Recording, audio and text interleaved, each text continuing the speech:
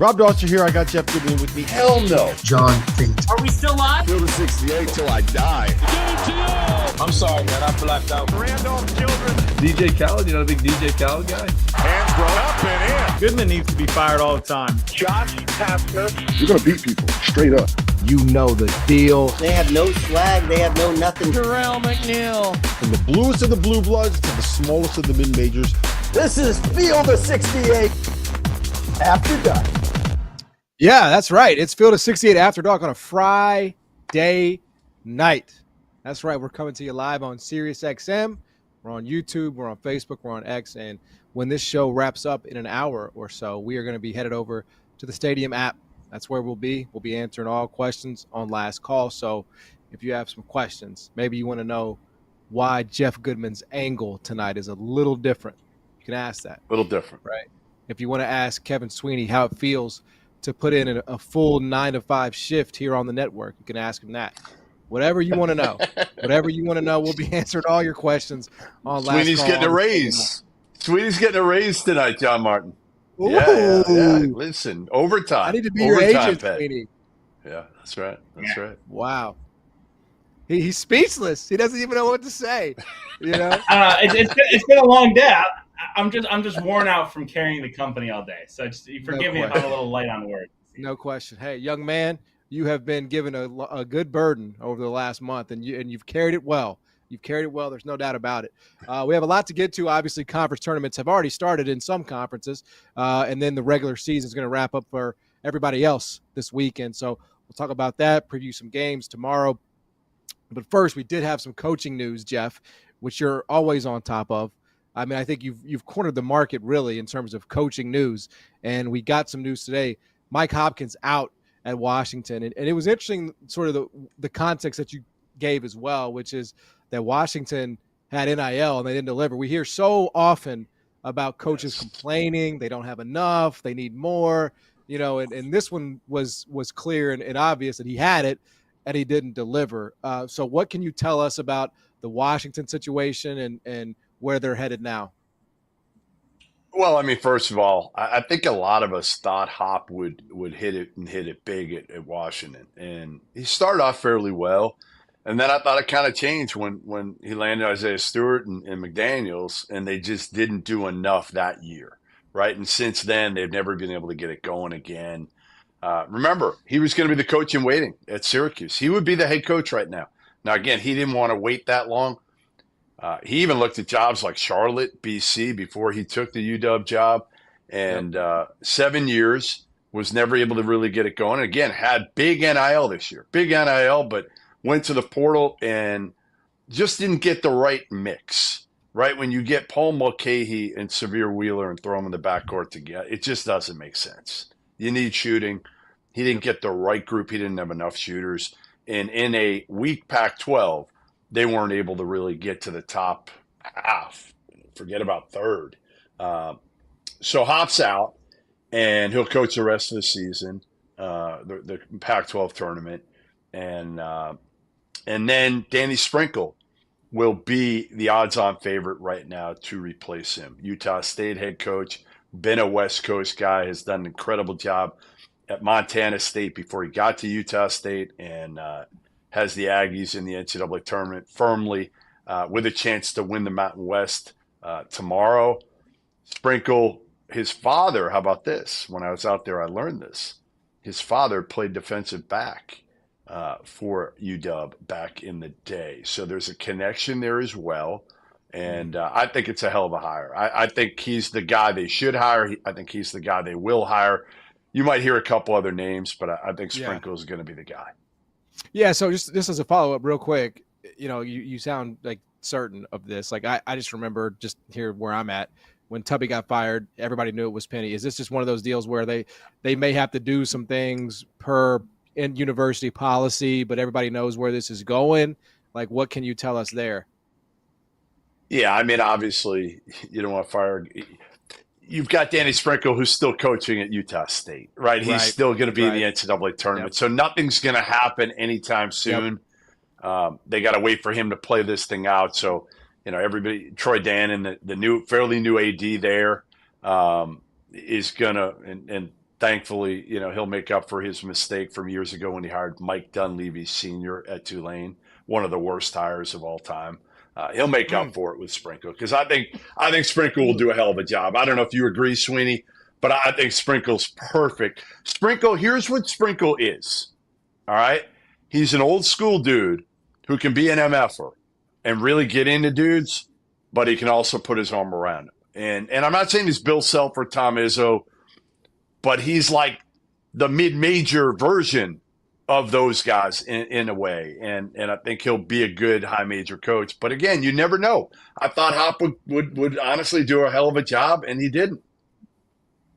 Yeah, look, I think with Sprink, I think the thing that makes you excited is the job he did at Utah State this spring with very little NIL, with 0 returning points scored, right? I mean, this was a complete rebuild when Ryan Odom left, and he flipped it in a year and has them competing for a Mountain West championship. I mean, that's all you could ever ask for. I think the one thing I would have concern about with Sprinkle at Washington is he's literally never coached at the high major level.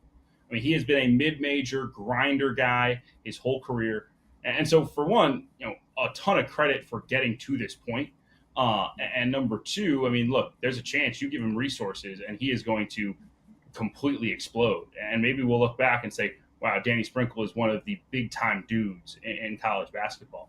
But I think the one thing I would be worried about is that he really has never had to go at that high level and go recruit. And if you're going to be in the Big Ten now, here's what I'll say. All right, sir. I agree.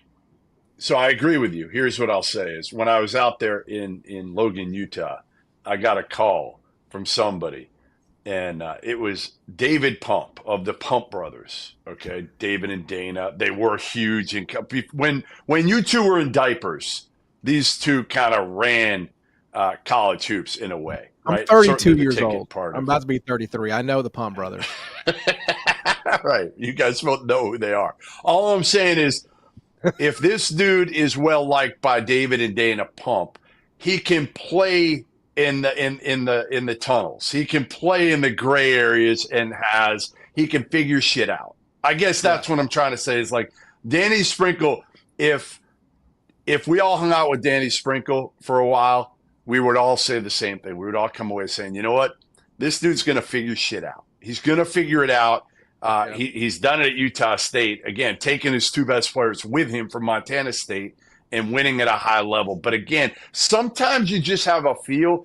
And the one thing with Hop that I worried about, the only thing when he got hired at Washington, guys, was how it's going to translate coaching with Boeheim. Because again, it's not like you had to grind it that much at Syracuse, right? There are no they don't have shoot-arounds every day. They're not working like Danny Sprinkle has had to work to get to where he is. He is an absolute grinder. And I'm not saying Hop's lazy. I'm just saying they come from very, very different backgrounds. Yep. I mean, I will say we don't have to we don't have to wonder, Jeff, about, who's hanging out with Danny Sprinkle. I mean, did you not catch the Sweeney reference to Sprink? I mean, we're just going to let that one go? Sprink. I know. No. We are not. We are not letting that go. We are not. Sprink. How long have you known Sprink? No, it's what Mountain West circles call him. It's just Sprink. That's what I'm telling you. Mountain West circles. Goodman parachutes into the Mountain West 1 week and pretends like he's the Mountain West guy. I'm around the Mountain West every year. I'm a Mountain West guy. I know how people talk out there. I'll tell you this. The only place I'm smart enough to know for like 10 straight years, I went to one Mountain West venue. You know where it was every year? Where do you think I went every year? San Diego State. Damn right. I'm not stupid. I live in Boston. I'm going to San Diego State VA House every single year. Hey, that environment though on a weekend night is crazy. Yes. It really is. Like awesome. It's different, and they don't stop. I respect that. Sweeney, I do want to ask you, Washington hasn't been to the second weekend since 2010. As we know, they are moving on to the Big Ten. Does that make Washington a better job, or does it make it a worse job because now they have to play Big Ten teams every night? Look, I think that the Big Ten thing helps Washington because I think it's always been a place where you could recruit nationally, and now I think now you're in a national league, right? I mean, you're playing from New Jersey to LA and everywhere in between. So I think that benefits the job. I think the one thing I worry about with Washington in the Big Ten is think about all the environments in the Big Ten, places that really care about college basketball. I was at Purdue, Illinois this past week. That was electric, right? And you're going to go into a lot of those type of environments when you play in the Big Ten. Pac-12 is not like that, and I don't think Washington's like that. Maybe Danny Sprinkle can build that. They win, people will come out, but it's a city. There's a lot of other stuff going on. It's hard to really cultivate that dedicated fan base, and so I think that would be the one thing I would worry about at Washington from a job standpoint is, are you going to be at a disadvantage from an atmosphere standpoint when you're playing your home games versus the rest of the league? All right, Goodman. So, I mean, obviously you're tuned into the college basketball coaching side of this. If you were setting, what's the number for big time mainstream changes? Is it, I mean, you know what I'm saying?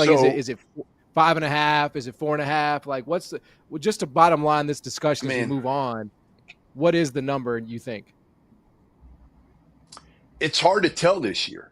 Because, again, we don't know the coaches that are going to retire and tap out and say, you know what, I'm done with this shit.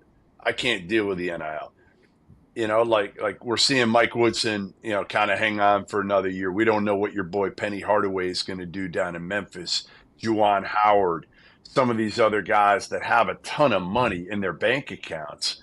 And do they need it? When they get some blowback and they're not revered anymore at their alma mater, do they just say, the hell with it? I'm done with this. We don't know. We don't know with some of the older dudes. Mark Few could go at any point. I talked about Tony Bennett all year that I think, again, I'm not sure he goes this year, but, I don't think he's going to be a guy who goes into his 60s, to be honest. So I think, Larinaga, Leonard Hamilton, guys getting older that probably are going to go at some point soon anyway.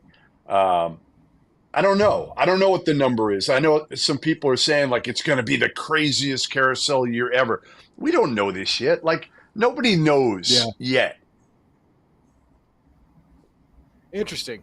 I didn't realize people were talking about it like that, but I guess it becomes a hyper reactive environment, Sweeney, when you introduce all the different variables now with the portal, with NIL that. I still think, you hear the coaches complain, people will take these jobs. It's not like we're going to have a hard time filling these jobs, but maybe the guys who can do it, who can pull from their 401k, Goodman's counting down the days, right? Goodman's counting down the days, but maybe the guys who would have otherwise been in it, they say, I can't, I don't have the fight to do this anymore. Yeah, I think one other thing that contributes maybe to the quote unquote chaos that a lot of people are predicting is NIL and your budget has become such a big deciding factor in what's a good job right now. And so there's a lot of jobs that maybe traditionally are great jobs where people think, oh, maybe he would leave if there's another place that has a lot more money that we can all of a sudden get players. So, we have these, traditional thinking of what's a great job, what's not a great job. Maybe that's not the same right now. And so because of that, I think there's maybe some movers you might not expect that could throw a wrench into things. Yeah, it's going to be, as always, it's going to be a fascinating offseason in college basketball. I'm here for it. All right, we'll come back. We'll talk about some games this weekend. On the other side, though, High Point coach Alan Huss is going to join us. They beat Radford today, and they'll face Longwood tomorrow in the Big South semifinal. So we'll get into all that and a lot more here on Field of 68 After Dark. We're on SiriusXM. We're on YouTube, Facebook, X. Stick with us on a Friday night. Back after this. As you guys know by now, we've partnered with BetMGM this season. We'll be using BetMGM lines to make all of our picks, and we'll have special offers for the listeners and the viewers of the Field of 68 as we all get ready for the best month of the year, March Madness. If you haven't signed up for BetMGM yet, you can use the bonus code FIELD150 and you will get $150 in free bets on your first wager with BetMGM, regardless of whether or not you win that first bet. Here's the best part. All you need to do is deposit and bet $5 of your hard-earned money. This is how you make it work. Download the BetMGM app and sign up using the bonus code FIELD150. That's FIELD150. Deposit at least $5 and place your first wager on any game. You will receive up to $150 in bonus bets regardless of the outcome of your bet. Just make sure you use that bonus code FIELD150 when you sign up. And remember, BetMGM is now available in one wallet in select states. As a New Jersey resident, this is super convenient when I have to go cover games in Philly or New York, which happens quite a bit. When you cross state borders, you just log into your existing account and fire away. You don't have to create a new account in each state. It's easy, it's simple, and it's clean. And most importantly, we have some fun stuff coming up for the conference tournaments and for the NCAA tournament. Bet insurance tokens, college hoops odds boost, and my personal favorite, a nice little parlay boost here and there. So download the BetMGM app and sign up today.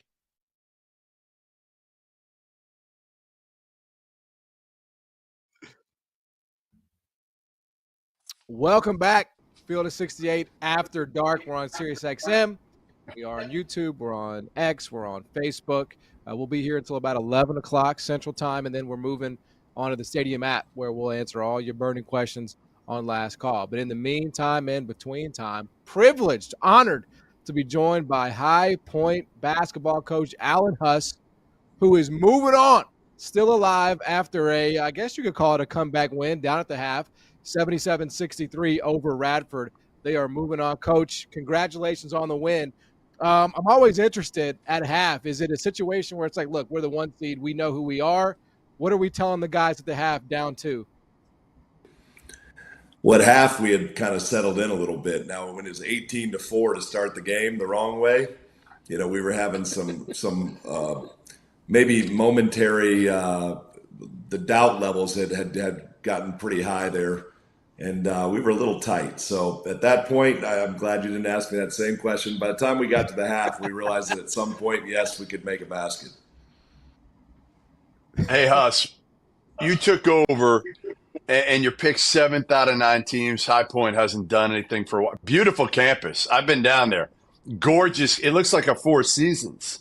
When did you realize that you had a team that could kind of compete for the league title, which you won, number 1 seed, and have a chance to go to the, you got a couple more here, but can make a run at an NCAA tournament bid? It's been such a crazy ride. We lost Liam McChesney to an illness for the season. He was probably our most proven player. And then D. Barnes was ruled ineligible by the NCAA in his quest for an additional year. He was our second most proven player.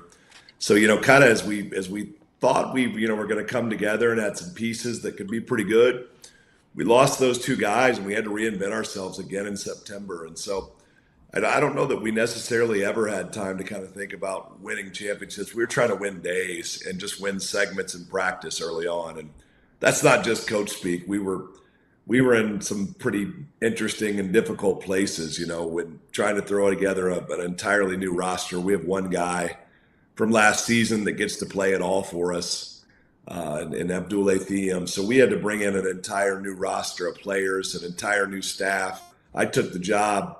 Luckily, I knew that High Point was a special place, but I took the job sight unseen. I'd never been to High Point or to the university when I accepted the job.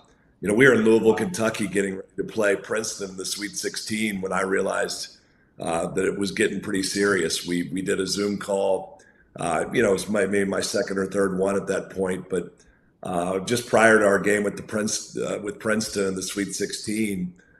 I got asked if I wanted to do a Zoom call with the president. I figured that, it's pretty serious if it's getting to that level. So it came out of nowhere, and I was ill prepared. I hadn't thought much about a staff or a roster or anything like that. I was just trying to figure out how to beat Princeton and then San Diego State.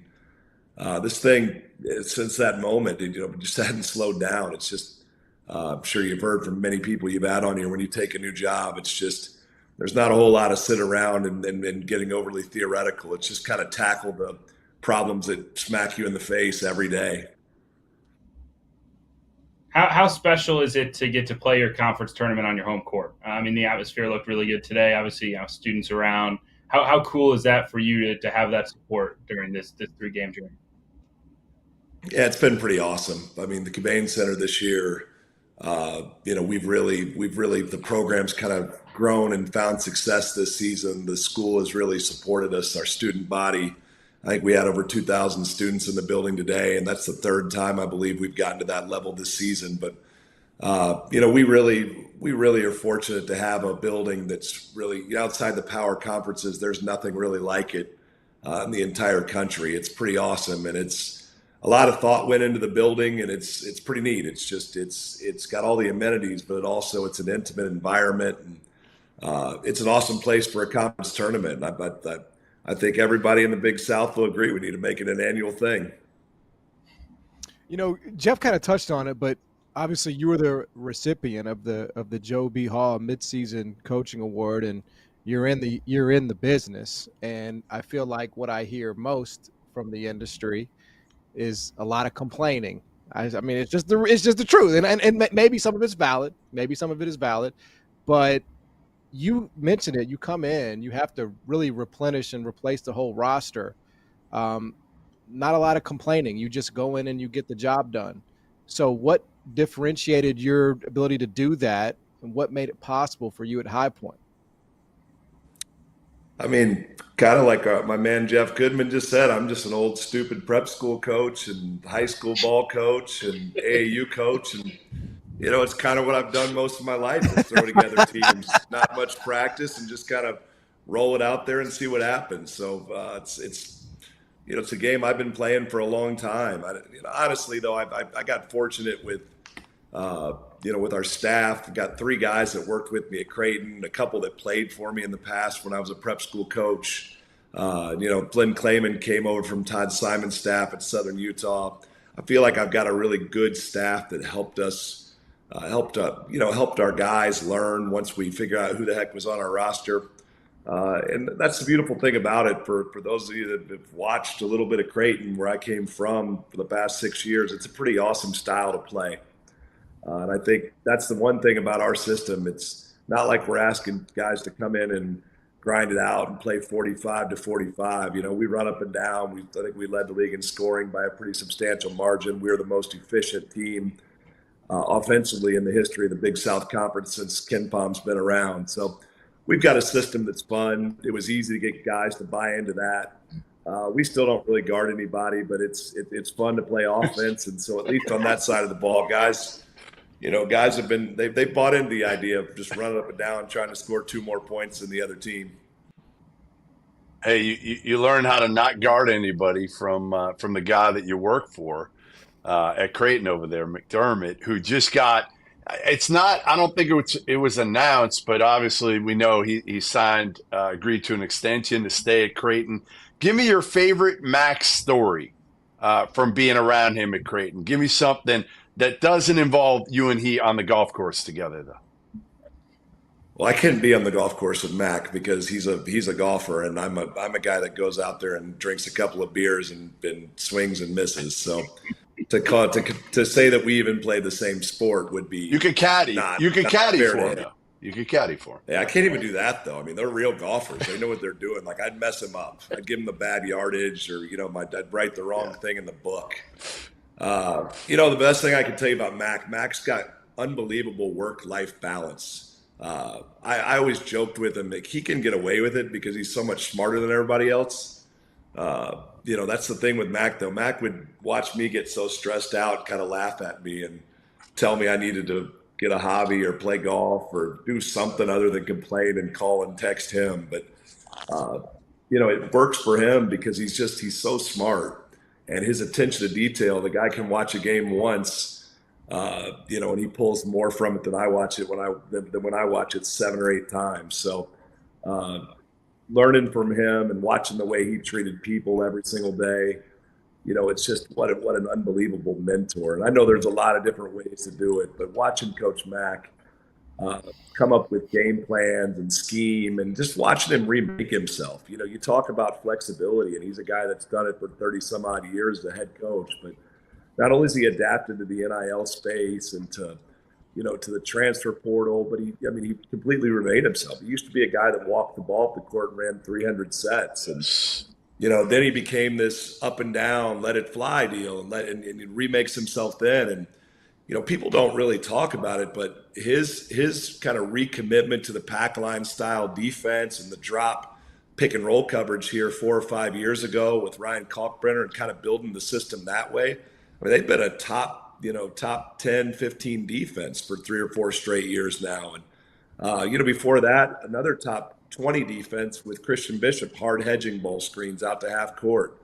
But his ability to see what he's got and just figure out the way they're going to play. He can walk it up and beat you 48-46. He can beat you 103-102. And now they're guarding people too. So that's probably the more than any anecdotal story I'll tell you. Just watching him kind of look at what he's got and not say what so many coaches in our business say, which is, I do this and I run this system every year and these play calls every year, but he just does it differently and figures out what he's got in his deck and which one of his pieces he has an advantage over the guys on the other roster. And, I'll give him credit for a guy that's done it for a long time. Never heard him complain once about NIL. Never heard him complain once about transfers. Just figured it out. And again, I go back to the point he's just smarter than everybody else. And people may just think that watching his press conference. Been in every day with him for 6 straight years. He legitimately is just smarter than everybody else. Judge, you mentioned your prep school background. Obviously, a lot of ADs, search firms making decisions right now. What about that background made you a good candidate for High Point, and why should ADs and search firms want guys with unique backgrounds who've been head coaches before? I mean, I think you said it. I mean, just the idea of having to throw together a roster, at least a big part of a roster every year, is what the challenge is now in college basketball. And when you're coaching prep school or AAU, you got to coach guys hard. You got to get your guys better. But if you do it the wrong way and if you don't tell them the truth, at the end of the day, your team just leaves. And so, that's what we deal with now at the collegiate level. And so I think that's the piece that had me most prepared for this job. But I would tell you this. I mean, you look back and I think about all the guys having success that were high school coaches and kind of coached on that national prep and high school circuit. Guys that have done it at that level. There's just so many good coaches, and not even the ones that have jumped to the college level. There's so many that that are still doing it at the high school level. I mean, I can tell you, Coach Boyle down at Montverde, maybe I'm going to get a violation for this, but he blistered my butt so many times. I don't care to ever see him on the other side of my and people think you're not the, he's got you're not the only one. The boys. No, yeah. The guy, he's kicked my butt where I had less talent than him, more talent than him, every way you can have it kicked. So there's just so many good high school coaches out there, and they've been playing this game for a long time. There's never been real high school rules in place, or AAU rules in place. You go out there, and if you don't treat people the right way, they leave you. So I think to search firms and to ADs, there's a lot of people with experience at those lower levels, even the Division II level and the Division III level and NAIA and junior college. You look at so many of those guys that have had success at lower levels. There's a lot of good coaches at those levels. So, there's a lot of capable people. It's not just the guys that were at the Division I level. That's for certain. All right. Well, listen, good luck tomorrow. Semis. You got Longwood tomorrow. And by the way, 4 years for Dana Altman, 1 for 13 from 3, Alan Huss. That's going to be on your tombstone. 1 for 13 from 3. How about that? Nice. I know. I can no tell green you the light. One I hit was the one I hit. Well, we ran the spread offense firstly. So I was at that pinch post. I was at the pinch post playing the same position that Dylan Brooks played at Oregon. He maybe played it a little better than I did. But I can tell you, I would jack a 15-footer every once in a while. We're not going to revisit your one. Hey, we didn't bring you on to revisit the 1 3 you hit in your career. All right, no, go watch some film. Hey, It was All a right, memorable all right, one. let's go. It was a memorable one. I made All a right. big three as a sophomore, and it actually beat Oklahoma State. And I'm sure at some point you'll talk to Gottlieb. It beat Doug Gottlieb's Oklahoma State team. Wow. The only one I ever hit. No. I will remind said a him. lot of I things promise guys you I will did. remind him. Hey, I'll give you one. listen. I'll give you one. I'll give you one thing. My very first day, Mac and Bruce Rasmussen together, they sat me and Doug McDermott at a table, and those two guys were nice enough to add me and Doug's points together and introduced us as, I don't remember what he scored, 3,000 some odd points. Hey, welcome to the guys sitting at table 32 over there. They combined for 3,700 points. 190 of them were Husses. I'll leave you at that. Coach Huss, good luck this week, man. Appreciate the time as always, man. Thanks. Thanks much. Thanks, fellas. Alan. Good luck, man. It's Alan Huss, High Point. Yeah, I've heard all about the resources and the the aesthetics of the university. So Yeah, I mean, it's big time. It's something you can work with in that league, right? You at least have that, no doubt about it. All right, listen, it's a big weekend. The last final regular season weekend of the college basketball season. And then we're going on to conference tournament. So we'll get into the meaningful games on the other side here on Field of 68 After Dark. He's Jeff Goodman. He's Kevin Sweeney. I'm John Martin. Back after this. What's going on, guys? Before we get back to the show, I need to let you all know about the Field of 68 Daily, an all-encompassing college basketball newsletter that arrives in your inbox, you guessed it, daily.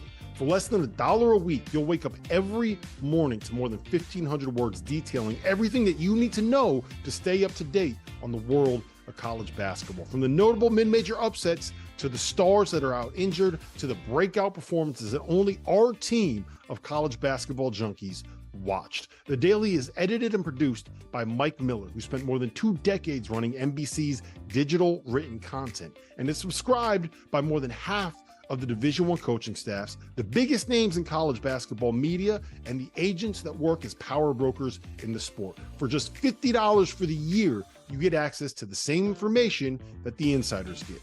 And before we get you back to your regularly scheduled Field of 68 content, let me tell you guys about the Field of 68 merch store. Head over to field68.shop for officially branded Field of 68 apparel. Whether you're supporting your favorite team in the student section or from the couch, there is no better way to gear up than the latest from the Field of 68. The best thing I can say about our merch is the quality of the product. Anyone that has ever worn a t-shirt knows how frustrating it is when the neck gets all stretched out and the bottom of the shirt starts looking like the bottom of bell-bottom jeans. And there's nothing worse than a hoodie that loses its snugness that makes it such a perfect way to stay warm during the cold winter weather. Whether you're shopping for yourself or for the college basketball fan in your life, everything you need is at the field68.shop. Welcome back, Field of 68 After Dark. I'm John Martin, joined tonight by Jeff Goodman, Kevin Sweeney. It's the last regular season weekend in college basketball, and then we're going to conference tournaments. So it should be fun. There are quite a few games with ramifications, no question about that. And so felt like a good time now to run through them.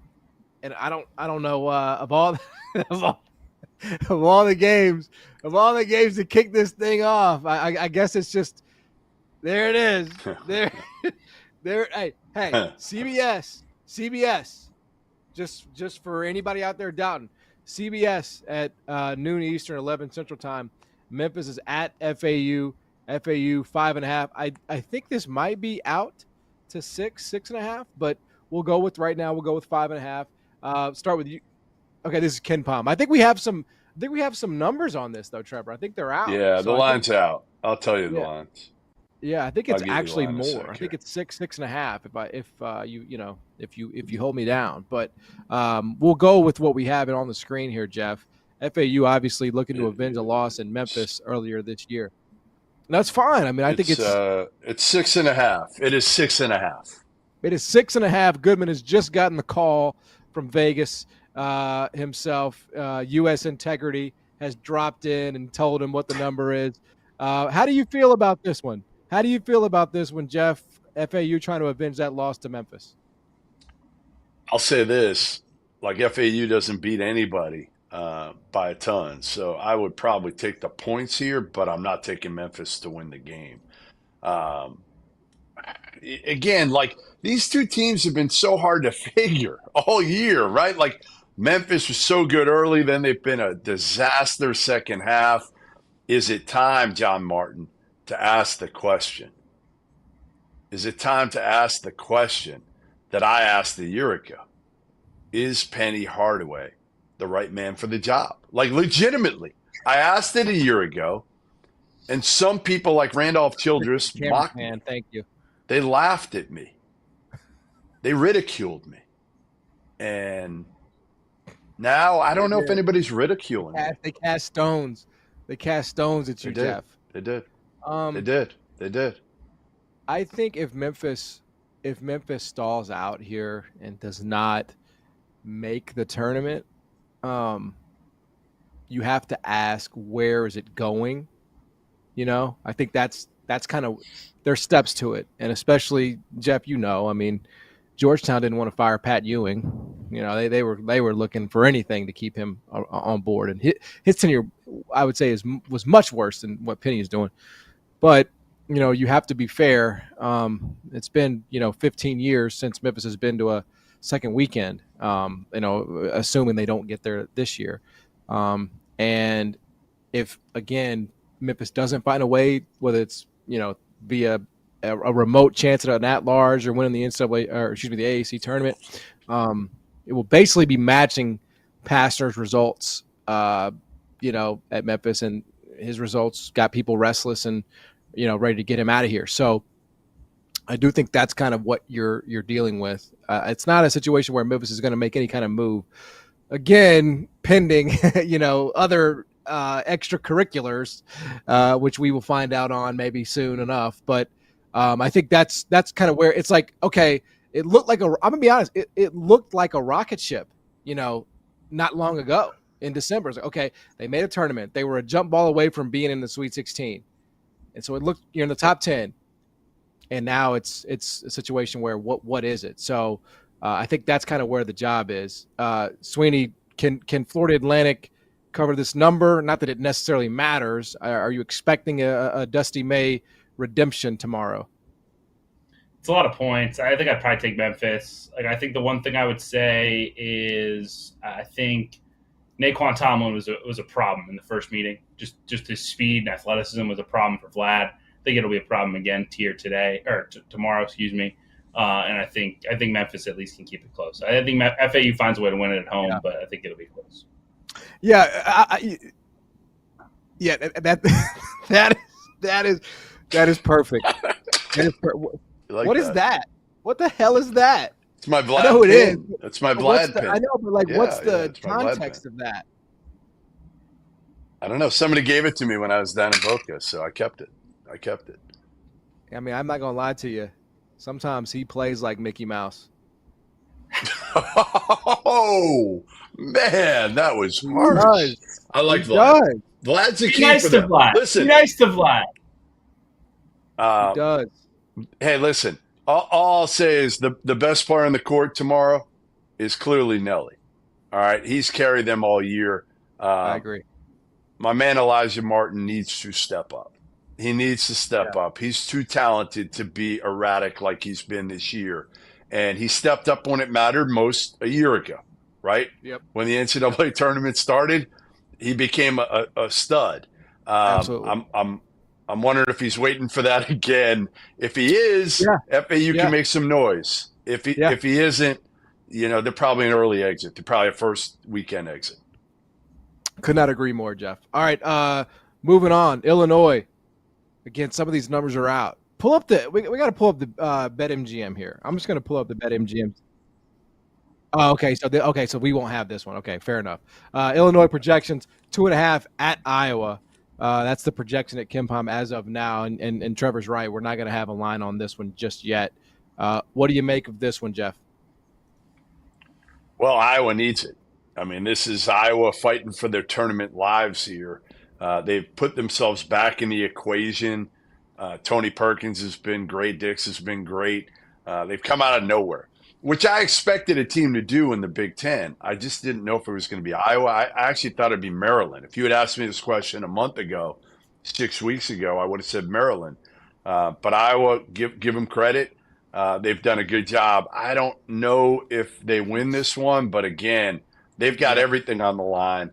And I don't know what Illinois really has on the line for this. So I kind of worry whether the Illini are going to come out after now losing to Purdue. Like, what are they playing for other than a seed at this point?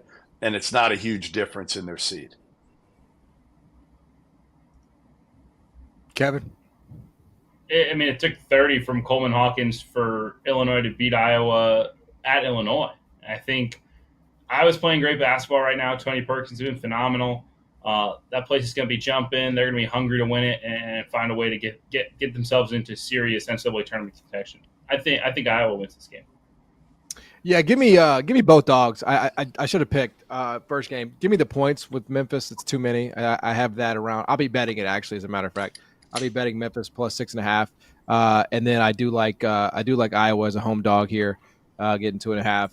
Situationally, as you laid out, Jeff, like what's really the motivation for Illinois here? They kind of are what they are, they're kind of set. So until that, I don't love the Illini. I don't love the Illini when there's not something right in front of. Like I think they're the type of team that honestly can kind of sleep in and just go through the motions in a game like this. Don't you guys? They're that type of team. Yeah.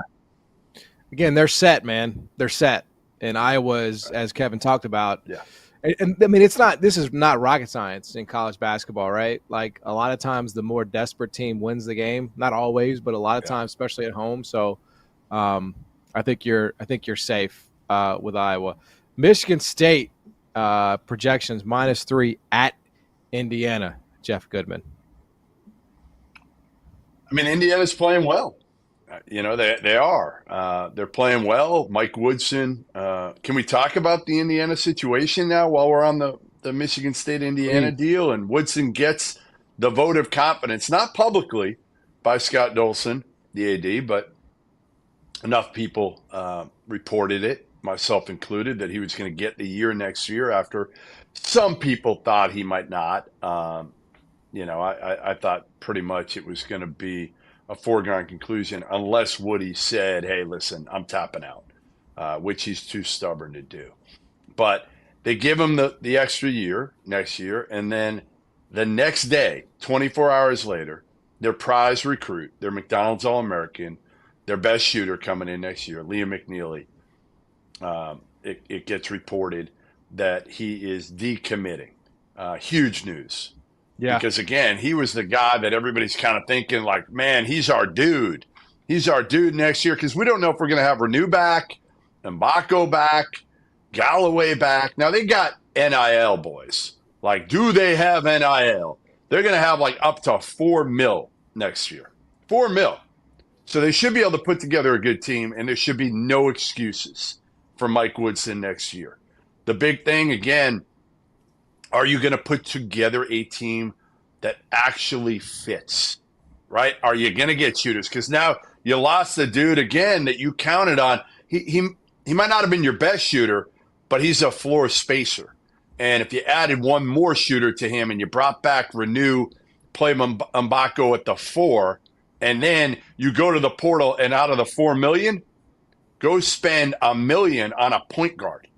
Go get one of the top 3 transfer point guards, and you are in business. I know you're laughing. You're laughing, I'm just saying, John, but like, it's true. It's like, I mean, Crazy. Just imagine this discussion in 2017. Yes, like, it's insane. Go spend $1 million for a point guard. It's right. crazy. Right. It's a crazy world. I mean, we live in. I guess the thing I would say in response to that, Jeff, is like, number one, $4 million wasn't enough to keep Liam McNeely. Number 2, who knows if it's going to keep the rest of this roster. And I think there's real limits to how good a team you can actually build just by dropping bags in the portal. Like I truly number 1, there's just not that many true elite level difference makers in the portal. There's a lot of dudes who want money like they're elite level difference makers. There's not a lot of actual elite level difference makers. There's not a lot of Dalton Connects. So it's great to say, oh, they'll just go get one, or they'll Cam go get Spencer, Cam Spencer would have been pretty good for like Indiana. There's 5 or 10 of those in the country, and you need 2 of them to be relevant next year. But if you've got $4 million, no, you don't retain what you have, which I'm not sure they can do. Okay, like plain and simple. Guarantee. Right. I'm with you, because I think part of the problem for Woody is he threw too many guys under the bus this year. So too many guys are going to be. But if you throw them $600,000, where else are they getting $600,000 from? If you're Mbako, if you're Renew, you're probably not. So again, you're going to have to overpay if you're Indiana. You're going to have to overpay. They'll go to Georgetown. Georgetown will overpay them. They will overpay. You're right. All right. When we come back, Jeff Goodman is going to rank his top 10 programs who will overpay in NIL for bad players, and we'll get to the rest of the weekend games in the regular season. I'm John Martin, Jeff Goodman, Kevin Sweeney with me tonight. We're on Field of 68 After Dark, Sirius XM, YouTube, Facebook. Then we're heading over to Last Call on the Stadium app. Make sure to get those questions in. We'll be back after this. Big news, guys. I am thrilled to announce that we have partnered with Autograph, a company founded by the GOAT himself, Tom Brady. The Autograph Fandom app gives you access to the best college hoops content, fan contests, and exclusive rewards like discounted tickets, all for doing the things that diehard fans like you already do, following your favorite team in the news and listening to podcasts just like this one. When Tom, and yes, I am calling him Tom, we're on a first-name basis these days, co-founded Autograph, he had one mission in mind: change the fan experience for the better. It works like this. You get all of your college hoops content you want in one place. You get articles from your favorite writers, pods from your favorite hosts, contests from your favorite creators, all on the feeds and the sites that you already enjoy. But instead of having to go to all these different places, it all comes to you in one spot, the Autograph Fandom app. But here's the best part. The more content that you consume, the higher you rank in the app. As you consider to level up in status on the app, you can unlock unique rewards curated exclusively for you. So download the free Autograph app in the App Store and use the referral code F68, that's F68, or tap in at the link in the description below or in the podcast app of your choosing to start earning points for doing something as normal as listening to this very podcast.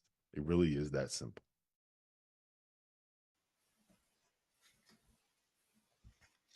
Welcome back, Field of 68 After Dark. We're going to be with you until midnight Eastern time. I'm in Central time, so it'd be 11 for me. But Eastern time, I know, is the default setting in the United States of America. So after that's over, I got a question for you, John. Before we get to the next segment, I want to know, like, middle of the night, I know you have a newborn. Yes. Middle of the night, the baby cries at 3 a.m. Yes. Do you pretend to sleep through it, or do you get up and your wife and help out, or are you one of those who just pretends you didn't hear a damn thing? You're sleeping right through that. Oh, well, first of all, my breasts can't produce milk. That I can tell. Now I haven't tried in a while, but you know, I don't know what you were doing over there. That might be the quote of the year. That might be the quote of the year on After Dark right there. Add it to the intros. Add it to all the intros. Yeah, you got to. Yes, get it in there, Trev. Get that in there. Honesty, right. In all honesty, you got to get my Joe Biden quote off of there. I have like that Joe Biden. Here's the deal, you know. That's like, which hey, go Joe, go. But it was like, I like that. Joe went. Hey, Joe went last night. He had more energy than you did. Hey, Joe was fighting, brother. Joe was fighting. He was ready. Like Woodson coming back one more year, man. There's no doubt. There's no doubt about it. So yes. No, it's long story short, My wife doesn't even look at me. She just lets me lay there Yeah. like the pitiful son of a bitch that I am. and we'll pick it up tomorrow, okay? We'll try to be better tomorrow. Well, at from 12 to 12:30 Eastern, we will touch on, Kevin, the story of John Martin's wife literally carrying him out of a Vegas nightclub. We will tell that story. It happened. All right. We have a rubber match here. Kansas at Houston. Houston's 8.5 projected. It's probably going to be around. Is this an official line? Is this? It might be an official line. No, it's not. It's not. It's KenPom has it at 10. Yeah. Whoa. So seriously, that's why I asked. It's yeah. I think it is 8.5. Yeah. I think it is. I think that sounds right to me. That's whether it's 8.5, 10. Ton of points. That's a ton of points. And okay, that's insane, right? I mean, you think of it, you look at it, and you're like, Kansas is getting 8.5 points against anybody. You always take Bill Self if he's getting 8.5. And I will say this: I was at the first meeting, and remember, Kansas crushed them, blew them out. They couldn't miss. They played their A++ game. Houston was terrible. It looked like Jamal Shebb was I won't say the words, but he was struggling. He was really, really struggling. I'll take Houston here. I'm going to take Houston and honestly lead the points against this Kansas team, even though Nick Timberlake finally proved his NIL last game. And maybe he'll get going a little bit. Maybe Timberlake will make a few shots and he can help them in the Big 12 tournament next week and in the NCAA tournament. But I think this is a revenge game. I think Jamal Shedd is going to rip their heart out tomorrow. Yeah, I'm with you. I think the thing that would be scary to me if I'm Kansas is that you got some stuff with different looks to Houston defense in the first meeting that they're going to be ready for this time. And yes, Bill Self's going to have different stuff too, but I just don't think they're going to be able to score as easily as they did. I think they're going to be hot. I think Houston will be motivated. This will not be a clinched number 1 seed cruising into March. I think Houston's going to be ready to play. I think they win, maybe win big. Mud stomp. I've seen it. I know it. I know what is waiting for the Kansas Jayhawks. Yeah. It's that Stone Cold Steve Austin, just whip your ass in the corner of the ring, stomp. I've seen it. It's happening. Yeah, I'm not worried about it. I'm not worried about the points. It's the way it goes. Kentucky at Tennessee, Jeff. Could there be some interest here in Kentucky as a live dog here? Yeah, officially. BetMGM Kentucky plus 7.5. Give me the money line. Give me the money line on this one. Honestly. Yeah. Why not? They won at Auburn. They won at Auburn 2 weeks ago. They know they can win on the road against really good teams. What's Tennessee? I get it. They're playing for a number 1 seed. It's a little different than playing for an SEC title, which they've already wrapped up. I think Kentucky, again, you never know what you're going to get with them. They might come out and they played very good basketball for the most of the past 3 weeks or so. I'll sprinkle some money in the money line there. I think it's worth it. Yep. 3-1. Plus 300. 3-1. Yeah, I don't think that's a crazy roll of the dice. I think there's a chance that Tennessee doesn't come out motivated. There's a chance that Kentucky comes out firing. I'll just say this: Kentucky's defense has been really bad, for the last couple games, and I think we've been able to ignore it a little bit because they found ways to win these games. But they got torched by Mississippi State. They got even more torched by Arkansas.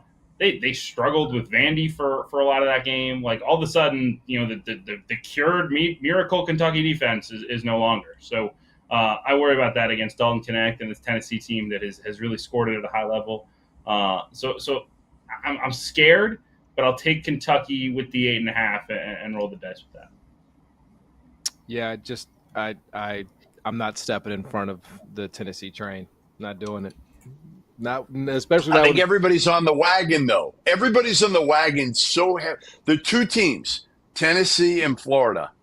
Everybody is jumping on those wagons. Now they're different, obviously. Tennessee, it's to win the whole thing, or certainly to get to the Final Four. Florida, they're the sleeper. Now, Sweeney's been on the Florida train for 2 years. He was probably the first one on the wagon. And he's probably right now fending people from jumping on because he wants to kind of that claim to fame that he was the first one. I do like them both. Listen, I finally come around on Tennessee that I think they can they can be a Final Four team, number one, which, again, I was late to the party here. And maybe they can win the whole damn thing. Exactly. And that's why there ain't no way in hell I'm stepping in front of that with a team that can't guard. All right, one more. Carolina, Duke 3.5. Come on, right? It's pretty simple, isn't it, Jeff? What's simple about it? You think it's simple, a Duke Carolina game? Are you out of your mind? I think it's really simple. Really? Yeah, this doesn't take. This is 2 + 2 = 4. Who are you taking? Duke. Come on, they're at home. They're getting the revenge. Yeah, me too. Yeah, that's what I'm saying. I agree with that. It's the way it goes. I mean, it's just the way, the tit for the tat. Yeah, and I think this is a huge game for Duke. I think it's huge for a variety of reasons, guys. Number one, if Duke wins this, they get that kind of confidence going into the ACC tournament and the NCAA tournament. They can beat just about anybody, right? Like everybody's talked Carolina up like they're the greatest team in the country, up there. I think Duke needs this one a whole lot more than Carolina does. Yes, they do. I'm going to go the other way. I think Carolina wins this game outright. I think Carolina has a different type of dog this year. I think they're very competitive. I think they will go into Cameron. They will not be afraid of that atmosphere. I think Carolina wins the game. I mean, you're entitled to your opinion. If we go 3 across on Duke over Carolina, you know what's happened, right? Like, right. You know. No, so I might have saved your wager, John. I might have saved your wager. I feel you. This was the exact number when it was inverse and when Duke was at Carolina. It's just the way this rivalry goes. I mean, how many sweeps have there been in the history of the rivalry? Like, do we know that off the top of our heads? Have there been a lot of points? 4.5 is 4.5 the BetMGM line, Trevor? That's not that 4.5. many points. That's not that many points. It kind of is. Why do you think that's a lot of points? I don't know. For that rivalry, that's a lot of points for that rivalry when most people consider Carolina the better team. Earlier in the year. But most people would take Carolina on a neutral court. Almost everybody would take Carolina. Well, I would say that. On a neutral court, most people would take Carolina. Hold on. I am getting this from Trevor. Trevor is informing me this is not a neutral court. So he says this is at Cameron. So I know.